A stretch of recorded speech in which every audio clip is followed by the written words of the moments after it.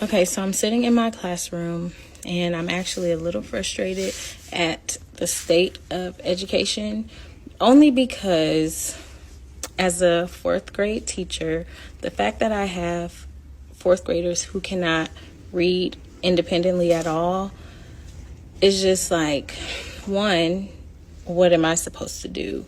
Because teachers are not miracle workers. If I'm required to teach fourth grade standards, the fourth grade standards do not include me teaching phonics. Now, I understand RTI, the MTSS process, and different safety nets like that, but doing that for 30 minutes a day is not going to solve the problem. So, what is really the expectation? Are we just going to continue to fail the students and not teach them how to read? Like, what is... So let's talk about it.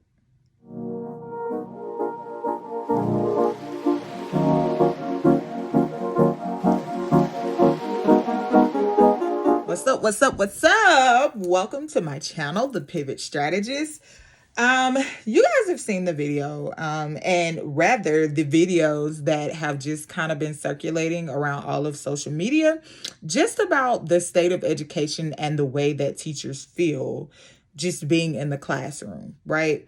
And so in that video, a fourth grade educator just really expressed her concern on just the way that the state of education is just moving and the direction that the state of education is moving in, and just the unfair reality of where we are with our scholars in schools, right?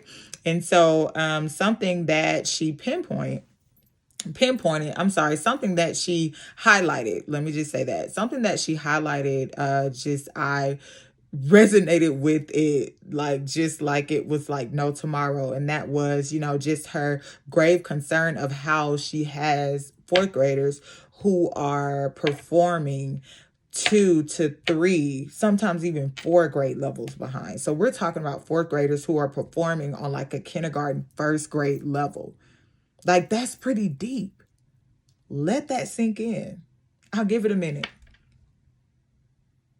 I mean, that should be a large enough concern for us to say, you know what? Enough is enough. It's never okay to just continue to know what the issue is, but to do nothing about it.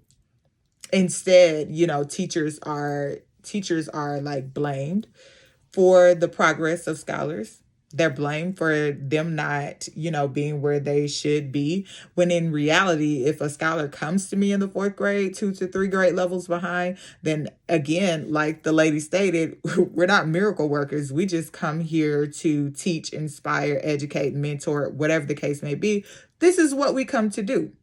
Now, we are not pulling something out of nothing.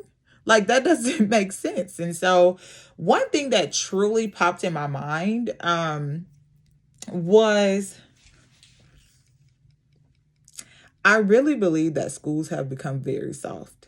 I mean, when I was in school, it was never acceptable for us to continue to fail each grade level and then just go to the next grade. It was never okay. It was, if you did not pass that grade, then you were not going to the next grade. If you were not performing at whatever grade level you need to be performing at, then you were not going to the next grade level. That has changed. That's not what it looks like now. And so, I share bits and pieces of my story as being a former educator, but I still say I'm an educator now because I work in adult education still. So that will never leave me. But that's not the reality now in the classroom. And in the classroom, you're given 28